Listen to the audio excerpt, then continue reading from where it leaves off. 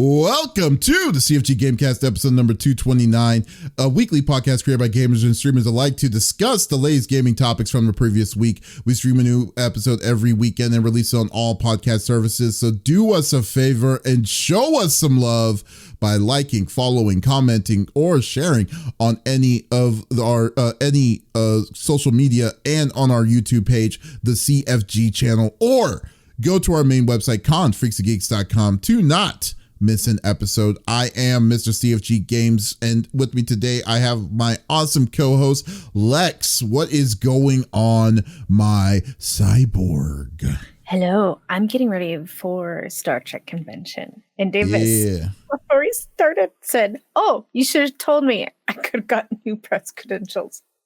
Yep. Had the chance. Is it expensive? I mean, like, I know that Star Trek convention is always in Vegas. The big Star Trek convention is in Vegas, but I never knew if it was if it's a expensive con or not. You know what? I feel like I was looking at the VIP passes, or hold on, I'll tell you exactly. Are they reasonable? Nope. Oh, it's not reasonable. Oh, that's not good. Mm-mm. I mean, at least I don't think so, but like, you have to buy a ticket, and then if you want to do like meet and greet, it's around between $40 and $150 depending on who you're wanting to meet. To be honest with you, pay that individually. That's not bad. It's hard for me to say I want to spend money to see an individual. Yeah. I hate to do that. Well, it depends. If it's a good I think I paid like $10 to see the Black Ranger a long time ago. But like, other than that, yeah, this was before conventions kind of evolved to what they are today. But like, man, to say that like, hey, like, I think the thing that killed me, I'm sorry to kind of get off topic, but like, no, you're okay. Star Wars Celebration, when I saw the prices to see some of these people, like this was I believe the year after Carrie Fisher died. So but they were like, they were having some ridiculous prices. Like, hey, you want to meet Mark Hamill? $500.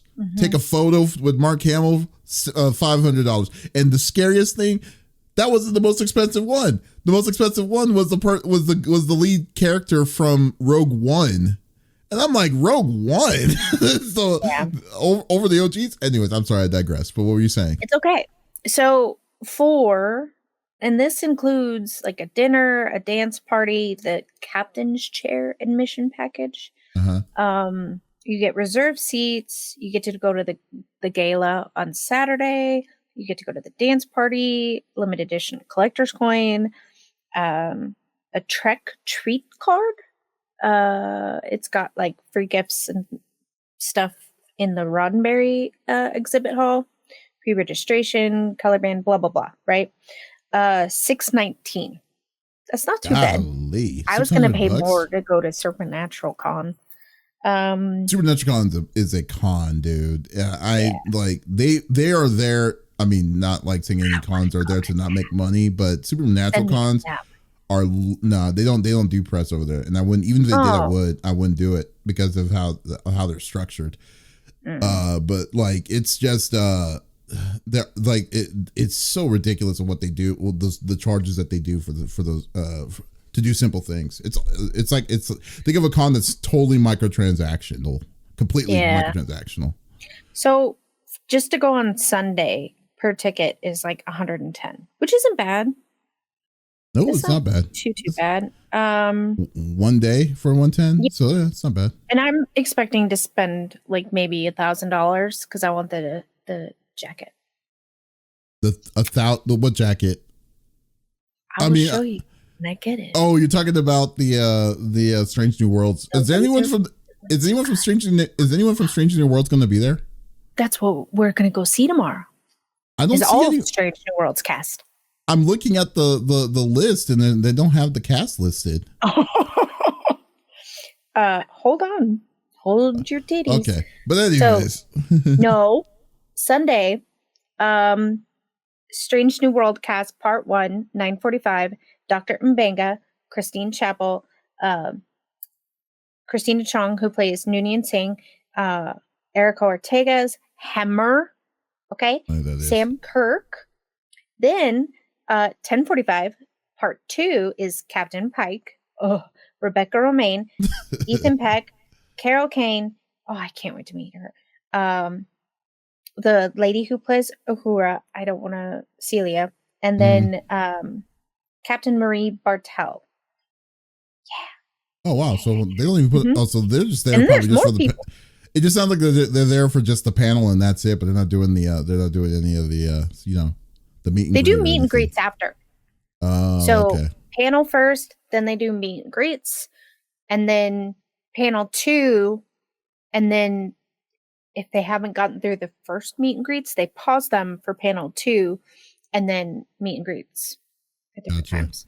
Okay, well that's cool. Well, I know we're gonna do it. Well, hopefully this convention will convince you that Captain Cisco is the best captain in the world. So we'll go with that. Nope. But it was. Have you played anything this week? Yes, Labyrinthine. I saw that you have been doing that recently. Yeah. We played Labyrinthine, and then what did we play on Tuesday? Played. DBD? No, Labyrinthine was on Tuesday. Then Devour was on Thursday, and it was pretty good. There have been updates. Nice. Yep. Oh wow, there's updates on that one too. Nice. Very much so. Okay, well that's cool. Well, at least you had a good. At least we'll definitely have some good. You need to get back on streaming again. It's been a bit. I know. But there you go. But guys, yeah, but that's cool. But that's for me. I've been what doing that. What have you been up to? Let me ask you. Okay. What have you been up to, Davis? I have been busy with my everyday thing. I've been doing a special video for that's going to be releasing out on YouTube. Hopefully I can release it to sometime next week or the beginning of the week. My goal is to release on Monday. So, but yeah, I'll leave it at that. So if you're wanting to see the special video that I'm going to be releasing, it's a different kind of video that I'm pushing out. It's going to be on Monday. Yeah, my goal is going to be on Monday. See, there you go. Yeah, I can't give it all the details. So if you wanted to, yeah, no, not the NDA. It's just something I wanted to try. Something I wanted to pull out in the ether and just go out there. But I don't want to say much about it. But yeah, it's going to be coming out Monday. My goal is to release on Monday. But if it's not Monday, it's definitely going to be that week. Okay. Excuse me. Expose on Smitty. Yeah, that would be hilarious. Because freaky. I'll make it like a documentary piece. It'll be like a dark piece of it. Yeah.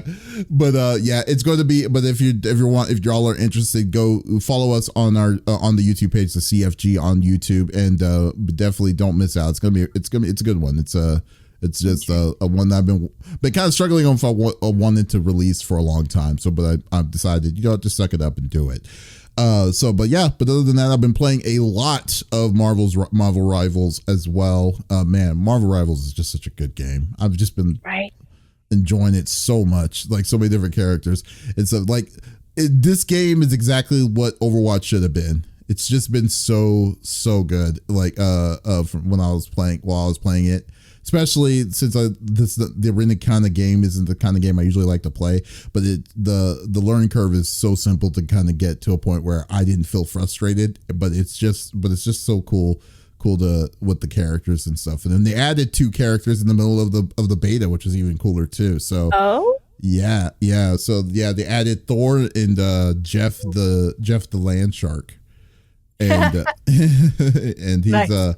Yeah, the adding all so I cannot wait to see what they're going to do with with new characters that come into this game. So, yeah, we'll definitely see. I can't wait till Smitty comes back so we can start playing some more of that together, because I know he's probably going to go ham and try to get the exclusive outfit for Venom if he can do it in time. But we'll see. We'll definitely see.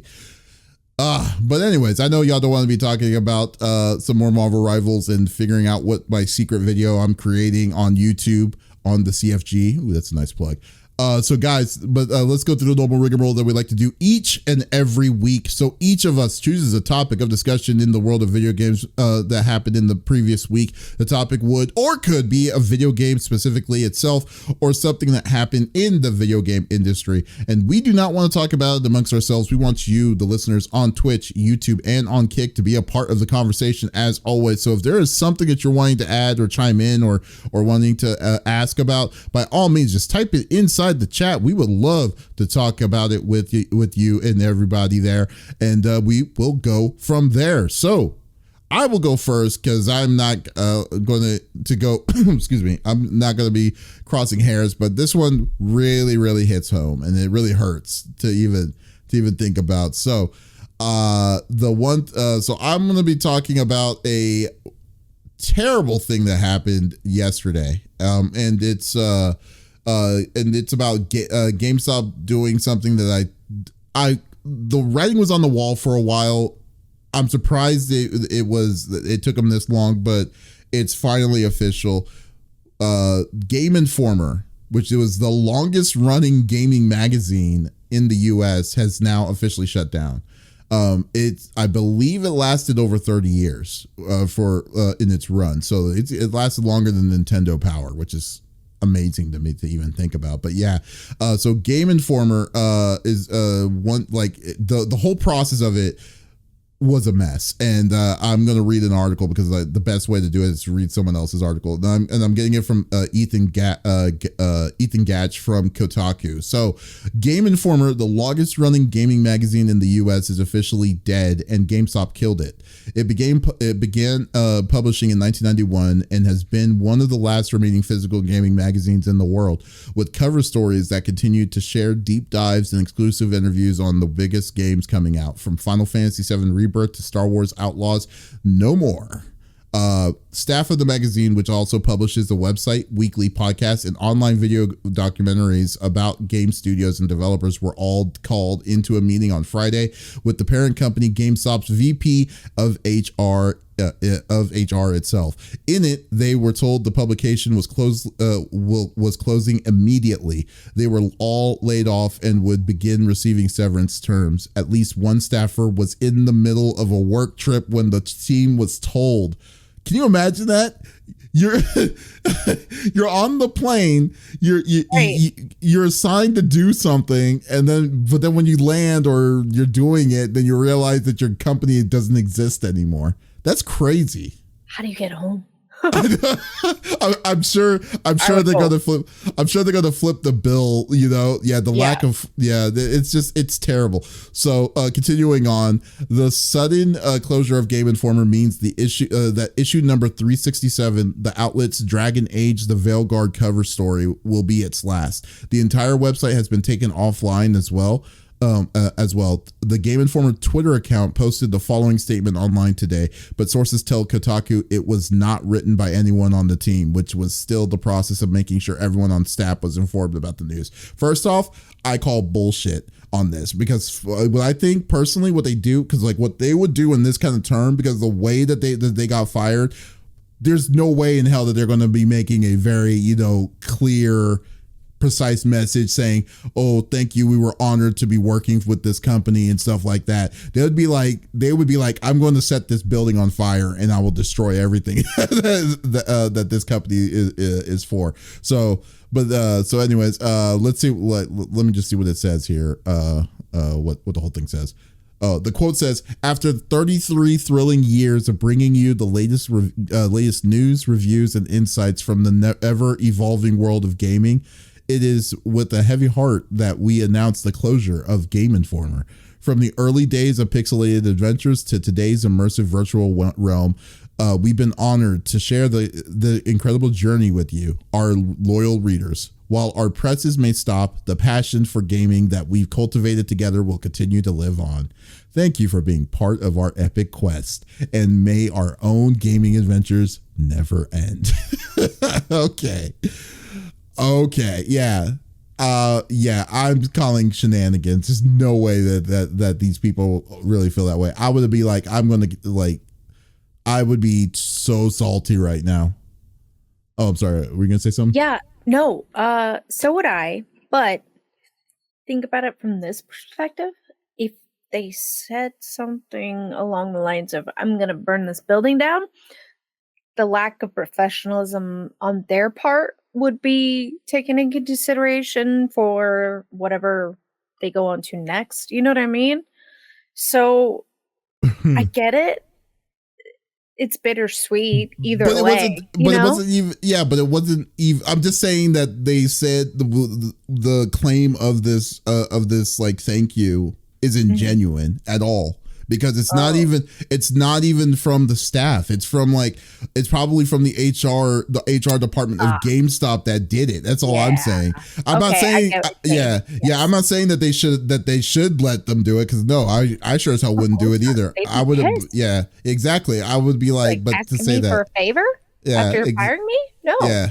It's kind of like when you're telling me about your dad and Wayne Newton. So can you imagine? Yeah. So no, I'm just going to be like, no.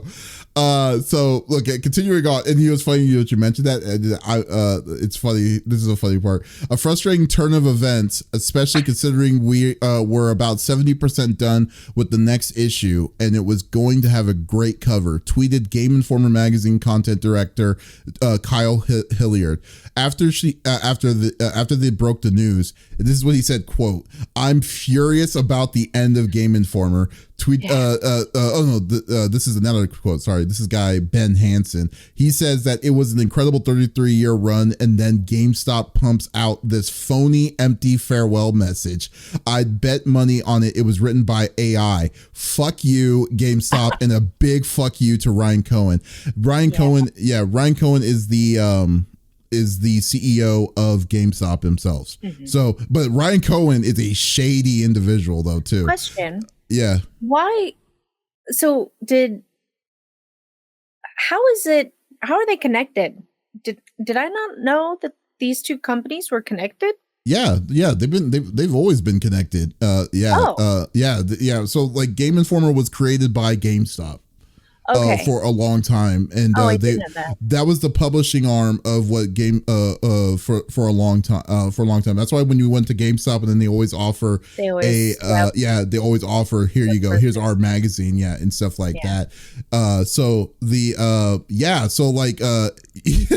mean, it's crazy. So like, but Ryan Cohen, I will have to agree with Ben Hansen. Ben Hansen probably heard this is more first off. Ryan Cohen is a shady individual. I don't care saying it. I'm saying it right now. Unless GameStop sponsors us on something, I don't know, but we'll see. But still, how are they still around? How is GameStop still around? I don't understand. And they haven't even learned to pivot correctly, but it's ridiculous. Yeah, dude, like Ryan Cohen is actually, I think is getting busted for insider trading. Like they're suing for insider trading for something else. So let's say. Let me see if it continues on here. Every URL that sucks too. Every URL for the Game Informer website now redirects to the official statement, erasing more than a decade of articles, reviews, original reports that helped establish a record of the notoriously secretive and volatile video game industry. A recent in-depth feature of the retro game studio Digital Eclipse about gaming's history and preservation is one of the stories that is no longer accessible. A write-up about Game Informer's famous game vault containing releases about from across its decades-long history is also inaccessible. So, overall, so basically what they're saying is that you can't use Wayback Machine and use get stuff from their previous. There's no archive of all the history of their online articles, which is a mess, man. So overall, okay, the article still goes on a bit, so I'll stop it from there. But overall, here we go. There's one thing.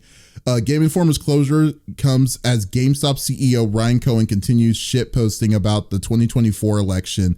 In an email to staff last year, the executive called extreme frugality and criticized money wasters who didn't contribute to the company or its success. He himself, it's not a company, he himself is currently being sued by the former company behind Bed Bath & Beyond for $47 million in insider trading. So take that for a grain of salt and how it is. So here's the deal. And this is the one thing is that I feel about this. First off, rest in peace, Game Informer, because I have fond memories of Game Informer when I was growing up. Yeah, because like this was a giant. I mean, even though when growing up, it was always exciting to see a Game Informer, either a Game Informer, a Game Pro magazine, EGM. Tips and Tricks, if you remember that back in the day. There were so many different magazines and stuff that you were just nice to be able to just sit down, read it, open it up. It was like, just like Nintendo Powers and stuff like that. And just to say that this is like the last one of those crazy giants that happened, especially in America. And I think this is only an issue in America, because in Europe, I think gaming magazines are still pretty big over there. Yeah. Magazines are big over in Europe anyway, more than they are here. Oh yeah, but definitely, most definitely, yeah. So it's weird because I think it's a love-hate relationship when it comes to this. First off, I think the thing that really kind of killed exactly what the first sentence of this article was: GameStop killed Game Informer on their own. They how they just decided to shut this down for the longest of time. Game Informer currently now had actually really good coverage with a skeleton crew of people for the past 3 years. Because they shut down quite a bit of it, I think, back in 2022, and still they were able to thrive and then make some really good documenting pieces and stuff. Once you had the chance to, 'cause sometimes they review statements that they got from other companies and stuff was reverted to some of their awesome writers and stuff. It sucks to see them go the way they did, and the thing that really infuriates me is just the way that they were dismissed. Literally, yesterday they get crowded into an office, and they say we're shutting it down immediately with no warning or any kind of calls for it, because the previous month they were planning on reintroducing a monthly subscription that people can mail, that you can mail their copies of their magazines back to their homes again. So people who were going to be reassigned and stuff like that towards all of this, and then, they were planning for the future and doing all of this stupid kind of craziness. They had plans on bringing it back, but then when GameStop decided to just put the brakes on it and just say, "Hey, we're done," it feels like this is I would say it's more of a CEO move on this, on trying to convert this. It's devastating, but this also kind of leads to a point of saying it seems like it's very vital that if you're wanting to see things like that to last long and to keep on going, especially now, since you don't necessarily need what the individual companies like Game Informer or EGM or big ones like IGN and stuff, that now you have a lot of indie people like us, for instance. We're minuscule, we're micro to everything comparatively, but still it's you wanting to support the people that have the to get to that point, but it's just say that. Oh, but it's so annoying. Several people actually recognized me at the convention, and I was surprised. Yeah, because they always ask for you and Smitty. And so when I heard Lex, I was like, yeah. I thought it was Smitty calling me because I kept going ahead of him, and I didn't want to get separated, but that happens because I'm child size. And so a couple times I heard my name and I turned around and people waved at me. I was like, "Oh, I'm so sorry. I'm not recognized." They're like, "Well, you wouldn't. I watched, the podcast." I'm like, "Oh, that's cool though. I appreciate that." We got a cat coming in hot. You better knock it off. So they do recognize me. Yay. It's cool though. I like that. See, that's the kind of stuff I like. There's I know we said that it does. I'm not just saying it to say come say hi to us when you see us, because please do. Yeah, we definitely love that. Happy. It actually reassures me though too at the same time, because because we don't really have, besides the interactiveness that we have here on the live deals and stuff, it's you don't know who's watching and stuff. Right. And some people watch or listen but don't watch, and so I had two people. They walked over, they go, "I'm sorry, are you Lex?" I was like, "Yes." yes. They said, "Oh, I recognized your voice," because I was yelling for Adam because he was doing some B-roll, and they heard my voice and recognized it because I sound like a child. You should have an emote of you in a blowhorn saying Adam as just out there. That's what it should be. I'm not good at that stuff, but if anyone wants to help me out, let me know. There you go. But what Lucentai said earlier says, yeah, you never know what that many Game Informers, but some of the covers were super dope. Yeah, man, yeah, there was a lot. I mean, dude, 367 covers. So like, I can only imagine. That's crazy. How many covers that is? It's hard to say. I still have some in my comic books. I'm pretty sure I got some somewhere, but yeah. Lucentai also said, and Game Informer were like the two magazines that I had because they were free. Oh yeah, see that, you get free 99, especially with it. Lucentai also says that they collaborated with Nintendo to do a specific Tears of the Kingdom cover. They did. I did not know that. But your favorite his favorite was also the Mega Man 11 cover, which was insanely good. My favorite cover, I would say, if I remember correctly, was the Arkham Rocksteady when they announced Batman, the Batman game with the white and gray. It looked it was a nice cover. I love that. It was a very simple 2 shades of colors, and then it was just like it was white and gray and black, and so I love that. I love that cover. Correct me if I'm wrong, it was a play off of the Batman series, and I can visualize it. I don't know which number it was, but it was Batman riding a black horse, and the horse is like rearing up. I don't know. I think it was a play off that because it was in the same color scheme and style. I have no idea what that one was going to be. Different style for Batman. Yeah. But I do want to say, Mr.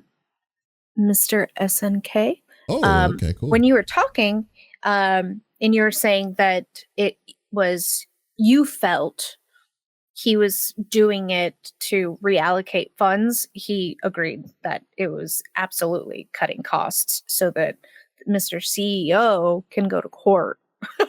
Well, I won't say that. I don't know. Yeah. I'm adding. But that's what it feels like from an outside perspective. Well, I don't. Okay, but this is what I think, though. And this is what I'm assuming. Because first off, Ryan Cohen is too new. I think he just became the CEO of GameStop. I believe either 22 or 23. So it's maybe been a year or 2 years for it. However, the writing was kind of on the wall when they first lost their massive layoffs that they had. And I want to say that was back in 22 when they literally lost like 50 or 60% of their staff originally. But since then, they were still. Now, I'm not putting the blame on anyone on that. I'm just saying, I'm just saying that I think what makes it worse was that, let's say theoretically that layoff happened before the CEO. I haven't confirmed that, so right. I won't say it is or if it isn't. However, given the benefit of the doubt, let's just assume that was before the CEO came in. The CEO comes in and he's trying, and then what most CEOs are always going to try to do is we need to find ways to prevent to cost money. And on top of that, when you see the email that they said that they claim that he sent out saying that we're going to be extra frugal. That's pretty much a death note at that point. Yeah. So like I was just thinking to myself, okay, so there's no way that we just to say that it lasted as long as it has been a miracle for the Skeleton Crew, and hats off to them because they've done really good stuff to it. But still, it's just the fact that the U.S. all video game magazines are now completely dead. Like all of them, all the big ones that we grew up to, it's in like for the longest of time, all the name brand series are all gone. Now it's like we're going to be dealing with you're only getting the news from either small sites like us. By the way, shameless plug, confreaksgeeks.com. And then go to the bigger groups like with Ziff Davis, with IGN or GameSpot, Game Trailers and things like that. It's just that like now basically I think journalist itself or true journalism itself is now going to the point of is now completely extinct. It's done. It's like now people, I mean, the good news is that people are going to be able to do what they're wanting to do, and hopefully they are successful in what they do. But it's not easy. I mean, this is a very, very tough situation when it comes into that point. And I understand when it comes to like a matter of like, how like it's like things definitely changed from when we grew up to what it is now. Because I mean, when magazines were such a big deal, we didn't have 3. Yeah, we didn't have cell phones. It's like for us, like like the idea for for you, there cell phones. No, they were gigantic. You, yeah. My old man had one. It was huge. But it wasn't common. Was also this big. But it wasn't common. It's like it wasn't for regular people. It wasn't for everybody. It was for the rich. And stuff. Yeah. So, but yeah. Because like now it's like when I graduated, I didn't get my first cell phone until I was a sophomore in college. So like and I was like, okay, my mom got her Nokia. Well, the no, yeah, and then but like it was still the idea of having a person having my cell phone was still a alien thing to think about completely. Yeah, of course. And it's now it was even more alien to think about like, hey, I don't need a landline anymore. Like that kind of that kind of landline. Yeah, exactly. It's like that. I just can't even imagine that. But now it's like I understand that things are shifting over towards more into the digital age and stuff. But at the same time, it's like the reason why these shifts are happening is because of the is a mixture of pricing and stuff like that. Supporting what you like and wanting to keep it up, because and I'm not putting the blame on anybody, but I'm just saying that's what just normal economics of it. Right. It's just it just is what it is. But still, it's tough. It's just tough to see this this one go. Just like that was one because it was a good feeling when you're at a GameStop, even like heaven forbids, because I mean because I don't know when the last time I went to a GameStop, but when you were at a GameStop, you just open up see what the big things were, what the review was, the covers, the eye-catching covers. It was really great. It was a good experience, but still, but yeah, it sucks to see. Let's see. SNK says the demographic has changed. Find an independent and trusted source. CFG and the facet is digital. Well, yeah, I totally agree. Like I said, facet is digital. But then again, though, too, that doesn't stop them from going to change with the times. I just think that I think the process of I mean, don't get me wrong. It's not like it's something simple as cake for them to do something like that. But at the same time, like if your higher ups don't want to do the level of evolution or evolving how to send that information, it could be too late. Like I mean, like you don't have to be the first, but you can sure as hell be the best at the best or recognize change is coming and then start learning and switching out to pivot. But they never did, or when they finally did, it was way too late. And then as for independents, I 100% agree with you. I think independents have a better trusted source than I think with any bigger business, because I think they have a love and they have a gain for it. I mean, hell, we're talking about Game Informer magazine here on this podcast because I'm just saying this is something that I grew up with and I loved and I love doing it. But it's still just it's still a gut. That's all.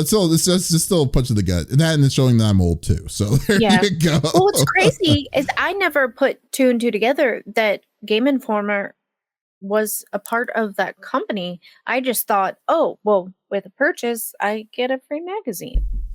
I probably could have gotten it for free anyways. I just never asked because they were giving that stuff away because, like, dude, remember, like they had like 100 of these things, like hundreds of these things. Oh, they were stacked. But like in my mind as a kid, you paid for everything. Like a piece of bubblegum was 5 cents, But it was there for purchase in my brain. I thought, oh, the 2 companies have a deal together. I didn't realize they were one and the same. One of my there was a classic Final Fantasy VII cover too. I did like. I do remember them thinking about it before they changed their logo. In the before the 2000s, that was actually pretty good. Actually, I think that was the reason why I decided to buy Final Fantasy VII. Or let me say, because I was a kid, asked my mom to buy Final Fantasy VII for me.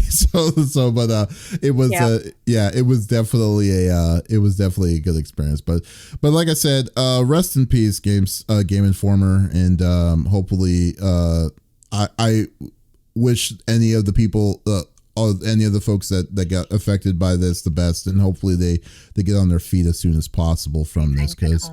Yeah, I know, right? It's just, it's terrible. It was terrible. It was the commercial for Final Fantasy VII that did me in. My brother and I were sitting in the living room and went nuts over it. Yeah, that's true. Hey, Final Fantasy VII, as much shit that I give Final Fantasy VII, because I am not a Final Fantasy VII fan. Yeah, I will say that, like, I understand the emotion, the hype of it, because that was the introduction to a lot of people when it came to RPGs, because of because the way that they marketed that, and then the fact that we never saw 3D FMV video and stuff like that for a turn-based RPG at the time. You got to give it to them, man. Like, you got to give it to them when it comes to that. Now, to say, is it the best Final Fantasy? It's sure as hell not. It is definitely not the best one. But I understand why it's so popular. It was that's a really good analogy. It was the SF4 of JRPGs. Yeah, that's very true. Yeah. So there you go. All right, I know that doesn't mean anything to you, Lex. I'm assuming, yeah, but still, well, no, I totally understand it. I don't even know how old was when that came out. 97. How old were you in 97? 9. 9? See, there you go. Yeah. I mean, I didn't have any system except the time. I always say it wrong. Watching time. You know what I'm talking about? The Donkey Kong. Yes. Wait. Oh, you mean the little clam game? Yeah, I know you're talking about. My dad, aka myself. And then I did get a Game Boy Color when I was 11, because we were on the road a lot for ice skating competitions. My mom didn't want me to sleep in the car the whole time. Oh, nice. So he gave you a Game Boy to. Yeah. Oh God, that's terrible. And then I just got nauseous because playing a game in the back seat is not fun. Especially, when it's moving and it's in the dark screen and stuff. Ooh, and then I had the little plug-in light. Yeah. No. Oh God, that light was worse. That made it worse. My mom let me turn the overhead light, because back then we were told that's illegal, but my mom would let me turn it on. I don't know if that. I've always wondered if that was real. Yeah, I was wondering if that was a real thing, or if they were just saying that because they didn't want you in trouble. I don't know. It was ridiculous. They just didn't want to get pulled over, which I get. Yes. Because why do you have the light on? My kid's playing a game. Leave them doing alone. Drugs. Yeah. Davis's favorite is Final Fantasy 13. How dare you? But anyways, okay. But anyways, Lex. My turn. What are you bringing to the table? I'm actually going to talk about a game in a studio that I've never heard of.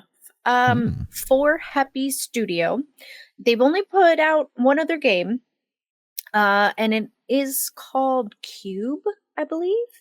Why did it not load?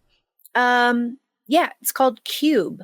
That's the only other game they've ever put out. But now they're going to release, and it's going to go to Nintendo Switch, Xbox One, Xbox Series XS, Steam, PS5, PS4, all of it. It's called Let Me Out. Action horror, which we all know I like. Developed by For Happy Studio. You're a 10-year-old indigo child in search of his mother to escape an ancient Japanese village. I'm not going to say the name because I will butcher. You uncover dark secrets and exorcise sinister demons with the help of a sister's spirit. Your sister or a sister spirit? I don't know. And a pet spider. Oh, so fun. It looks really good. It reminds me of a game that I played, and now the name escapes me. But I absolutely adored it. You know what? I can probably find it. Lost in Random. That's kind of what it gives me the vibes of. If anybody remembers that game or watching me play that, it was really good. I loved it. That this is what it's vibing for me. Kind of Tim Burton, but not quite, but not like. Are we talking about James and the Giant Peach Tim Burton, or are we talking about? Okay. So cute, spooky, but could be more than that. Does that make sense? Sure, it does, kind of. I don't like, I mean, I don't know the vibes of this comparatively to what you normally play. It seems a little bit more tamed comparatively. Yes, but I like puzzles. Yeah, so this seems like it's more of a puzzle solver, but more than I don't know, like a spooky kind of game. But I mean, I can see why you would be interested in this. It doesn't. Is that a giant bear? What the heck was that? I just saw. So I recently, and if Nightmare's here, she'll remember. Hi, Wing Zero. She'll remember the game, but basically, and I don't think it's on this computer. It's a fairy tale, and if you know fairy tales, you know they are dark as hell, especially like the old school ones, and that's what I think this might be based off. They don't say it, and I tried to see if I could find more information. Nay, I couldn't. But I'm hoping because it might be based off old school fairy tales, it gets real dark, like Dead Babies kind of dark, you know? Oh, God, because that's usually what happens. But I'm excited for it. It looked really cool, and it looked not too spooky that I thought you might enjoy playing it. When is it coming out? August 8th, I believe. So really soon. Next week? Oh, wow. Yeah. Right? Jeez. August. Let me double check. I believe it's August 8th. It's at the end of the trailer. Wow. Okay. Yeah. August 8th, I believe. But yeah, I'm excited for it. And I thought some of you guys like puzzle games, but aren't too big into the spooky. So I thought this might be tame enough. But also, I don't know. I mean, like it looks interesting. It does look interesting. It's actually kind of funny because I've been looking for a game to play, like for Halloween. Well, not really for Halloween. I don't usually play anything for Halloween, but like something. Labyrinthine for Halloween. Come on, playing Labyrinthine for Halloween. We're gonna play. I'm playing Mario Party. The new Mario Party. Smitty, man, if you if I see Smitty play Labyrinth, I'll see it to believe it there. I'm not saying he doesn't. He's had it forever, but he hasn't touched it. So yeah. But Let Me In, looks interesting enough. I mean, I don't know about the puzzles and stuff itself, but it's always cool to kind of see, I mean, indie studio and stuff. And for an indie studio, I mean, I don't know how big the studio is or where they're based at. It doesn't look that bad. Small. So yes, 1960s. So I'm thinking that's why in my brain, I think old school. They don't have a lot of people on their team, and everybody on their team looks really young, like Gen Alpha kind of young. They're in Indonesia. 1, 2, 3, 4 people. That's people. It. Wow. 4 people. Tiny studio. And I don't even know how this came across my table. I got an email from my secret person that we've discussed, Fern. It wasn't the normal, hey, here's a key, babe. This was, I thought you might be interested in this. Did you say from yes? one gamer to another. And this was what was in it. Did you play? Are you gonna be able to get it? Oh, I didn't even ask. I'll pay for it. Like I said, Fern usually sends me keys, but this was like a not professional email. It was just a, hey, I saw this, thought you might like it. Oh, well, at least she's thinking of you there, and then she seems like she was right at this point. She was. So. I don't even know if she knows I do a podcast, but I'm sure she does. She knows a lot of stuff. So yeah. So I mean, it's yeah. I mean, no, that's awesome. That's cool that's happening though. For the most part. So yeah. I don't know. It does look good. I will say, especially for a 4-man team. I know. Yeah. So we'll see. We'll definitely see on that. I'm liking it. I definitely like that. So spider friend. Spider friend. Forget the spider friend. Why do you want to see the spider? The rules of a spider is if you see a spider, they own whatever they got, because that's like, okay, it's their house now. It's like, okay, so why are you disrupting them? You need to leave. I don't. I let them hang out in the corner and eat bugs. I don't bother them, or I gently take them outside. Adam has a different set of rules. I don't think he knows I have 2 spiders in this room. What's Adam's rules? He sees it, he kills it. No, he sees it and asks me to kill it. See, that sounds about right. That's good. He doesn't do bugs at all. Right. I'm not allowed to have a jumping spider. No. Yes, you're not supposed to have a freaking jumping spider. What? It's not your house. You don't live here, Davis. It's just normal and I'm not allowed rules. to have moths. I wanted to get like the giant moths and have like the moths? baby caterpillars and like do the cocoons and all that. No, he said not allowed. No bugs. Can't have a tarantula. Can't have nothing fun. I would. But he said I could get a snake. I can't do snakes. You don't like snakes? No, I do. After I want to say my second brain surgery, all of a sudden I can't stand the way they move and or feel. It's a texture thing. It freaks me out. I think Wing Zero says it best. Jumping spiders are actually pretty cute. The only kind I will say that they are enough. The rest get in the chancla. Oh, that is probably the truest statement ever. For it. Yes, you're totally right. And jumping spiders, you can't lose them. They tether to you when they jump. I don't want them to touch me. How is that? Well, they don't want to touch you either. Yes, just leave me the hell alone at that point. Again, my house, you don't have to touch it. But Adam said no, because I'll take it out of the cage. And he'll know I took it out of the cage. Oh, because you're the only person that lives in the house. So obviously. Yeah.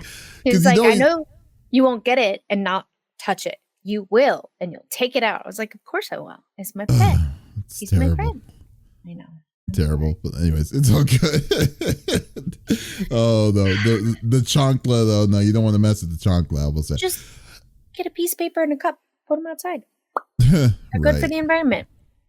Okay, but anyways, let's close it off. We got one more topic to go. I know since it's just a 2-man team, so we got a third one. We got a third topic that I wanted to add because this week's been pretty busy actually. Well, it just seems like it's loaded with a lot of bad news, and unfortunately, I got to add one more. Another layoff, which is a big one to me, is that Bungie has pulled the trigger for a second row of layoffs. Again, through Sony. And but the one thing I'm actually surprised about is that prior to Bungie being bought by Sony, there's a Bungie worker that claims that the studio faced insolvency without Sony acquisition. So basically, if Sony, okay, so basically, if Sony said, insolvency is basically saying you have no money. There's no that they're gone. That would have been it. They wouldn't have had there would be no way for them to at that point to exist. Yeah, like when you hear, because the worst thing is like they hear of a bank is like, hey, a bank is insolvent. That means they don't have any money inside the bank. It's like, but my money was with you. Yeah, you don't want that. Yeah. But anyway, pay their debts. Ooh. Yeah. So basically, it seems like the biggest issue with Bungie is that they are terrible with money, and it's been an ongoing issue with them. So apparently Bungie misrepresented, this is the claim. This isn't what they did, but Bungie misrepresented its finances, and it had significantly overextended itself with Sony's when Sony acquired the studio for $3.6 billion in 2022. So it was apparently bad enough that at least one source described as well as a well-connected former worker went to as far as saying that the claim that Bungie faced dire consequences if the acquisition hadn't happened, saying that the alternative history is insolvency. So that basically means it would have not have existed if Sony said backed out on it completely. So but the worst thing of it all is the fact that once again, 200 they prior to the first set of workers that were that were laid off the first time around, which was in the fall of last year, was 220 employees. Now, from the 220 employees that they lost, they dropped down their workers down to 40% down from the initial 40% of their workers have now been laid off now, which is insane. That's a ridiculous amount of people that were left off. 40%. I don't even know how much that is. I don't know I don't know. Yeah, I don't know how big that is. Because that's a big number, right? If they lost, if they lost 200 and something people, that was already a pretty big chunk. I was thinking that's probably about 20%, if anything. But then at the same time, I'm like, holy crap! So you tell me then the second set of layoffs was 40%, because even though the last shape did very well numerically, they didn't do well enough. And then the problem and the bigger issue is that the final shape didn't sell as good as the previous expansion. It still was down from what last year's expansion was, which was what light year or whatever. I forgot the name of it. So they were saying the only way that they were going to avoid this is if this expansion did good enough for them to hit to their limits for them, or their metrics that they were planning for it. And if they did, then they would not have called it off. They even canceled a game that they were making that was supposed to be inside the Destiny 2 universe completely because of it. And then because of that, they lost 2 senior support staff from that, because I don't think they got laid off, but I think they probably left. They decided to quit because at that point their project is done. There's no reason for them to stay there. This is like, it's a mess. I don't know what's going on, but basically what it comes down to for me, I don't know what the hell's going on with Bungie. That's where I'm more worried about. Right. Well, I'm sorry. What? So trying to find out how many employees there are is not easy. In 2024, they're saying 850, but is that after the layoff? I don't know. That was after the layoffs, because it was 2023 when the layoff happened. So yeah, but 40%. I did math. 540 people were laid off. No, that should be after the 200, because they were saying before that there was like 1,500 people working there. Yeah. Okay, and that math about equals. That is crazy to me. And they're not working on Destiny 3 anymore. They're doing more DLCs. They didn't officially say that they were ever working on Destiny 3. What they were additionally, the original plan was that they were going to originally do a spin-off game that was in the Destiny universe, but it was going to be a mixture of a first party and a third party view. That was kind of like a mix of Destiny and Genshin Impact kind of thing. Okay. But then I forgot what they called it. But that was scrapped. But they're still working on Marathon, which is the remake game that they've been working on for a long period of time, and that for right now, as far as I know, it's still happening. However, what they are saying is that what they're doing because of this layoff, they're going to stop doing massive updates, like what they did with the final shape. Like the final shape is the last one that players will have to pay for. The next following updates or upgrades and stuff like that are going to be free, updates, and they're going to be smaller than what this previous one was. So that's their plan for now on what they're on their pivoting. But I think also in my mind on what they're also planning on doing is that since this is owned by Sony, I'm also thinking that they're going to be doing a little bit of merging between Sony and this Sony Interactive Entertainment, so SIE Studios.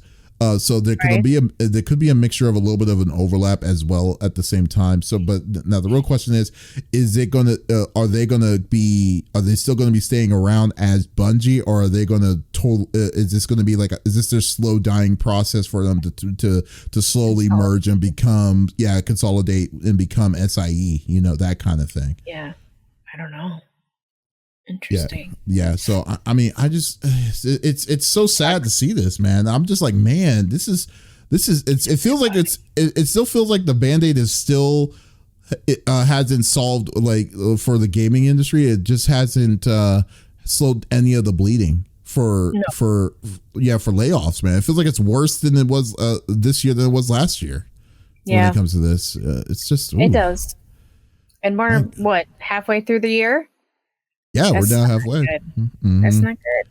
Yeah. So, but anyways, yeah. So like, I mean, but anyways, we'll see. Like, I just hope, because I mean, Destiny, like Bungie is a AAA studio. I mean, they created Halo, for crying out loud.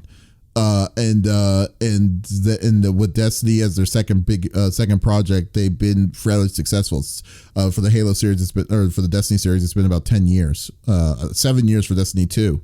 So just to see like a Titan like that fall because of mismanagement is heartbreaking, is what I'm saying. And then let alone not even just the name itself, but also the fact that there's so many people once again are going to be affected by upper management issues and mistakes and stuff that they're doing. Like right now, I think one of the biggest issues, and I'm pretty sure you may not know this, Lex, but like their CEO is also very hated. So yeah. I'm worried about it. Yeah, so What's it's just name? I want to say Sean something. Let me find it out real quick. Let's see. Was it right? I don't know. Sean Spencer sounds like a CEO name. Right? That's what came to my brain. CEO Bungie. Let's see. Oh, we were close. It was Pete Parsons. SS? No, PP. Yeah, PP. Yeah, he's like, please, just call me PP. It's like, no. It's like, no, we won't. Yeah. So like, the first thing they say that pulls up here for Pete Parsons, the CEO, he says that former Bungie devs show fury and sorrow over layoffs following the revelation that CEO Pete Parsons allegedly spent at least $2.5 million on vintage cars in the past 2 years. So he's willing to lay up. Yeah. So they're saying former Bungie devs show fury and sorrow over layoffs following the revelation that CEO Pete Parsons has allegedly spent at least $2.5 million on vintage cars in the past 2 years. Ooh, yeah. Man. Yeah. Mm-hmm. That is fun. Wow. That is, yeah. So I can understand why people don't want to. They don't trust them. Man. I do too. Okay, it's like right. When they're saying that and when you think about it, the insolvency thing that one guy said, it was on his watch. He's been CEO since 2016. So like, what the, yeah, man, like, I don't know that they had, so I don't know. So was he paying people out of his own pocket then? And then I honestly have no idea. And said, well, I was doing this, pay me back. If a man is willing to spend $2.5 million on personal things like vintage cars, the last thing he's wanting to do is to protect his workers. Right. So I don't believe, I'm not saying that I don't know if he did or if he didn't, but I think I would believe it more that he did not, because he's but anyways, but it's just sad. So yeah, so let's just see. Yeah, let's hopefully see if they find a way to see what the heck they're doing with Bungie, and just see if they get their shit together. I don't know, man. This is just too depressing. But no kidding. Yeah. But folks, thank you for listening to episode number 229 of the CFG Gamecast. Thank you for being a part of the conversation. As always, we will be back again next week with a whole new series of different kind of topics. Smitty will also return to the third seat as always. But if you did miss out on this episode, that is perfectly all right. We do release this on all podcast services at each and every beginning of the week on Mondays. So there is absolutely no reason to miss out on our sexy voices. Yes, guys, be sure to go check out our main website, theconfreaksandgeeks.com, and also follow us on our YouTube page, the CFG, for the special video that I will be releasing out this week. So once again, this is Davis and Lex signing out. Y'all, take it easy. Toodles.